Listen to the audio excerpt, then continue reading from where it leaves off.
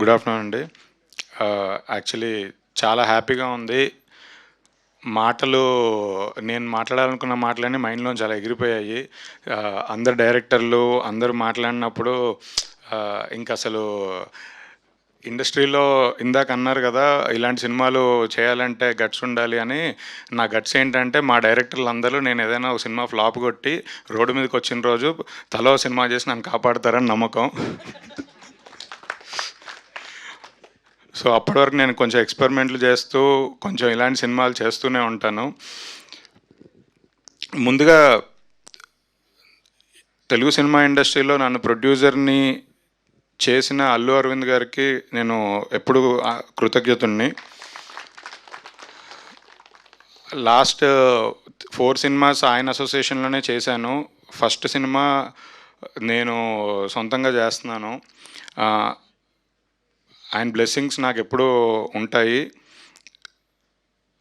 తర్వాత ఈ సినిమా కథ ఫస్ట్ ఒకరోజు కొండలరావు శ్రీకర్ని తీసుకొని ఆఫీస్కి వచ్చి కథ నరేషన్ ఇచ్చారు. నరేషన్ ఇచ్చిన జస్ట్ 1 అవర్ నరేషన్ ఇచ్చారు. నరేషన్ ఇవ్వగానే ఇమ్మీడియట్గా నేను ఈ సినిమా ఎలా చేద్దాం, ఎవరితో చేద్దాం, అంటే ఆ క్యాస్ట్ అండ్ క్రూ ఎవరు, టైం లైన్స్ ఏంటి అంటే నాకు ఫస్ట్ నుంచి చాలా మొండి పట్టుదల ఉండింది. డిసెంబర్లో నేను కథ విన్నా. డిసెంబర్ లాస్ట్ వీక్లో కథ విని ఫెబ్లో షూటింగ్ స్టార్ట్ చేసాం. అంటే ఎట్టి పరిస్థితుల్లో సమ్మర్లో ఈ సినిమాని రిలీజ్ చేయాలి అని చాలా స్ట్రాంగ్గా ఫీల్ అయ్యి మొదలుపెట్టాను. బట్ మనం ఒకటి అనుకుంటే దేవుడు ఇంకోటి అనుకున్నాడు అన్నట్టు మల్టిపుల్ డిలేస్ వల్ల, అంటే మేము సినిమా బెటర్మెంట్కి స్కెడ్యూల్ బ్రేక్స్ రావడం, మా అన్ని ఇంకా టైం అవుతుంది. దాని తర్వాత ఇప్పుడు పెద్ద ఇలాంటి సినిమా, తర్వాత మా చెన్నై లవ్ స్టోరీ, ఇవన్నీ ఉన్నాయి. సో కొంచెం రిలీజ్ ఆలస్యం అవుతున్నా ఒక సూపర్ కంటెంట్తో థియేటర్కి వస్తున్నామని చాలా గర్వంగా హ్యాపీగా ఉన్నాను. అండ్ ముందు నుంచి ఈ సినిమా కథ విన్నప్పుడు నాతో చాలామంది మాట్లాడారు. నేను ఇలా ఒక సమ్మర్ హాలిడేస్ అని ఒక పిల్లల సినిమా చేస్తున్నాను అనగానే ఒక 1 మంత్ నేను ఎవరితో చెప్పినా, అంటే స్టేజ్ మీద ఉన్నవాళ్ళు కాదు, మామూలుగా ఎవరితో చెప్పినా అసలు అవసరమా ఈ రోజుల్లో, అసలు ఎవడు చూస్తాడు, ఓటీటీలో చూసుకోవాలి లాంటి సినిమాలు, థియేటర్కి అసలు జనం రారు అని చాలా నెగిటివిటీ ఉంది. అంటే ఒక పాయింట్ తర్వాత ఇంకా వినడం మానేసా. ఎవడైనా చెప్తే ఆ సర్లే నాకు తెలుసులే అనే ఫీలింగ్ వచ్చింది. అంటే నేను చిన్నప్పుడు లిటిల్ సోలియో సినిమా చూశాను, ఎంజాయ్ చేశాను. చిన్నపిల్లల సినిమా అంటే అలాంటి పిల్లల సినిమా సంవత్సరానికి ఒక్కటైనా వస్తే పేరెంట్స్ పిల్లలతో ఫ్యామిలీతో థియేటర్కి వెళ్తారు, పిల్లల కోసం ఎంజాయ్ చేస్తారు, పిల్లలు ఎంజాయ్ చేస్తారు అని అనిపించింది. సో కంపల్సరీ ఇలాంటి జానర్లో ఒక సినిమా చేయాలి, అది చాలా మంచి సినిమా చేసి గుర్తుండిపోయే మెమరీ చేయాలి అనేది నా ఉద్దేశం. సో అందుకే ఈ సినిమా ఎత్తుకున్నాను. తర్వాత టెక్నీషియన్స్ కూడా నాకు, అంటే ఫస్ట్ శ్రీకర్ కథ చెప్పినప్పుడు సార్ బడ్జెట్ ఎంత అని అడిగాను. సార్ 2 కోట్లు తీసేద్దాం అన్నాడు. 2 కోట్లు అవన్నీ మనతో అయ్యే పనులు కావు కానీ ముందు టెక్నీషియన్స్ అని మాట్లాడుతూ, అంటే నేను బిలీవ్ చేసి నాకు బెస్ట్ అవుట్పుట్ ఇచ్చే టెక్నీషియన్స్ అందరినీ నేను అడగగానే నా కోసం వచ్చి ప్రాజెక్ట్ చేశారు. రైట్ ఫ్రమ్ మా డిఓపి దగ్గర నుంచి, ఆర్ట్ డైరెక్టర్ దగ్గర నుంచి, ఎడిటరు, ప్రతి ఒక్క టెక్నీషియన్, మ్యూజిక్ డైరెక్టరు, అంటే అందరూ ఇప్పుడు ఒక స్టేజ్లో పెద్ద సినిమాలు చేద్దామనే స్పేస్లోనే ఉన్నారు. ఇలాంటి సినిమా కథ విని లేదు కంటెంట్ ఉన్న సినిమా కూడా చేయాలి, చేద్దాం అని చెప్పి ముందుకొచ్చారు. నిజంగా ప్రతి టెక్నీషియన్కి, DOP, music director, editor, art director అందరికీ చాలా థ్యాంక్స్. అండ్ ఈ సినిమాని ఎప్పుడూ చిన్న సినిమాగా వాళ్ళు చూడలేదు. లాస్ట్ 3-4 మంత్స్ నుంచి లిటరలీ చాలా కష్టపడుతున్నారు, డే అండ్ నైట్ అదే పని మీద ఉన్నాము. సినిమా మీదే షూట్ కానీ, పోస్ట్ ప్రొడక్షన్ కానీ సినిమా మీదే చాలా కాన్ఫిడెంట్గా వర్క్ చేస్తున్నాము.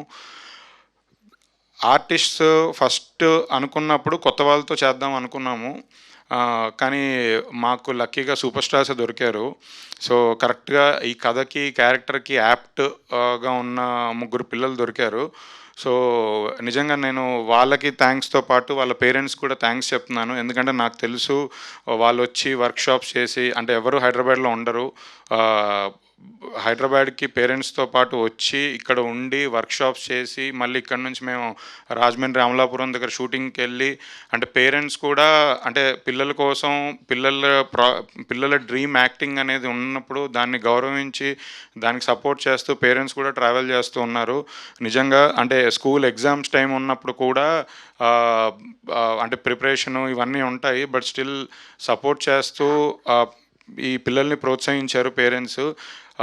ఈ ముగ్గురే కాదు, మిగతా మా సినిమాలో యాక్ట్ చేసిన అందరు పిల్లలు, అందరు పేరెంట్స్కి నేను థ్యాంక్ యూ సో మచ్ అండి. మీ సపోర్ట్ ఉండడం వల్లే ఇలాంటి సినిమా ఇంత బాగా మేము తీయగలుగుతున్నాము.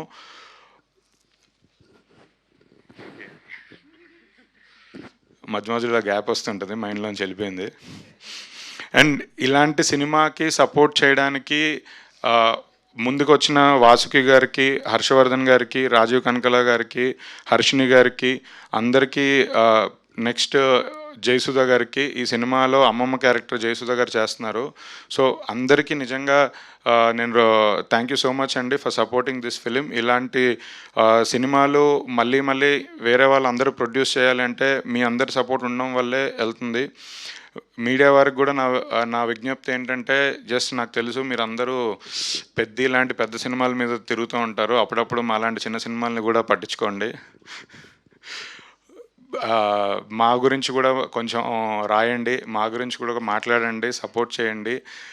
మీ అందరి సపోర్ట్ వల్లే ఆడియన్స్కి థియేటర్కి తీసుకొని రాగలుగుతాం. ఇలాంటి సినిమా ఒక్కటి సక్సెస్ అవుతే ఇలాంటి సినిమాలు ఇంకో 4 ప్రొడ్యూసర్స్ చేస్తారు. సో మీరందరి సపోర్ట్ దీనికి కావాలని కోరుకుంటున్నాను. అలాగే నేను ఈ సినిమా తీద్దాం అనుకున్నప్పుడు ఫస్ట్ నా ఫ్రెండ్ గిరితో షేర్ చేసుకున్నాను, కథ విన్న రోజే షేర్ చేసుకున్నాను. తను యాక్చువల్లీ సినిమా ఇండస్ట్రీ కాకుండా తను వేరే ఫీల్డ్లో ఉంటారు, బట్ స్టిల్ జస్ట్ తను యాక్చువల్ కథ కూడా వినలేదు, తెలీదు. జస్ట్ నేను ఇలా కథ విన్నాను, ఇది బాగుంది అని అనగానే ఫస్ట్ చేసేద్దాం బ్రో అని అన్నాడు. సో తన ప్యాషను, తన నా మీద ఉన్న నమ్మకం, తను నన్ను నమ్మినందుకు thank you so much bro. And నా కోసం ఇక్కడికి వచ్చిన మా డైరెక్టర్స్ అందరూ, సాయి రాజేష్ గారు, రాహుల్ రవీంద్ర గారు, రామబ్బరాజు గారు, పవన్ సాధనేని గారు, కొంచెం స్పీడ్గా చెప్పాలంటే సాయి మార్తన్ గారు, కౌశిక్ గారు, నందకిషోర్ గారు, మా రవి నంబూరి గారు, వీళ్ళందరికీ నిజంగా thank you so much. Me support ఎప్పుడు ఇలానే ఉండాలని, నాకు నా సినిమాలకి మీరు అండగా నిలబడాలని కోరుకుంటున్నాను. అలాగే ఈ టీజర్ లాంచ్ చేయడానికి వచ్చిన దిల్ రాజు గారికి స్పెషల్ థ్యాంక్స్. నేను యాక్చువల్లీ నాకు సినిమా ఇండస్ట్రీలోకి వద్దాం అనుకున్నప్పుడు నాకు చాలా తక్కువ మంది తెలుసు. వాళ్ళందరూ అప్పటికే చాలా పెద్ద ప్లేస్లలో ఉన్నారు. వాళ్ళని వెళ్ళి కలిసి మాట్లాడడానికి వెళ్ళినా కూడా టైం ఇస్తారో లేదో అన్న భావనలో ఉండేవాడిని. కోడి రామకృష్ణ గారు, సూపర్ స్టార్ కృష్ణ గారు, మా వంశీ పైడిపల్లి గారు, దిల్ రాజు గారు నన్ను నిజంగా వామ్గా ఇండస్ట్రీలోకి తీసుకొచ్చి వెల్కమ్ చేసి నన్ను తీసుకొచ్చారు. సో నాకు ఈ సినిమా టీజర్ దిల్ రాజు గారితో లాంచ్ చేయించుకోవడం నాకు చాలా సూపర్ కిక్ ఉంటుంది. ఎందుకంటే ఫస్ట్ రాజు గారి దగ్గరికి వెళ్ళి సినిమా తీస్తాను అంటే నీకు అవసరమా అన్నారు. బట్ నిజంగా ఇక్కడ రాకపోవడమే చాలా బెటరు, కష్టపడాలి, అవన్నీ మీరు పడలేరులే అన్నారు. నిజంగా ఎలా అయినా రావాలి, ఎలా అయినా చెయ్యాలి అనే స్ఫూర్తితోనే నేను ఇక్కడి వరకు వచ్చాను. నిజంగా రాజుగారికి థ్యాంక్ యూ వెరీ మచ్ వచ్చి టీజర్ లాంచ్ చేసినందుకు. థ్యాంక్ యూ అండి. థ్యాంక్ యూ అండి. Definitely last but not the least, me best summer holidays memory first ఇది చెప్పేసేయండి, ఈ లోపు మళ్ళీ గుర్తొస్తే చెప్తారు. కానీ సమ్మర్ హాలిడేస్ అంటే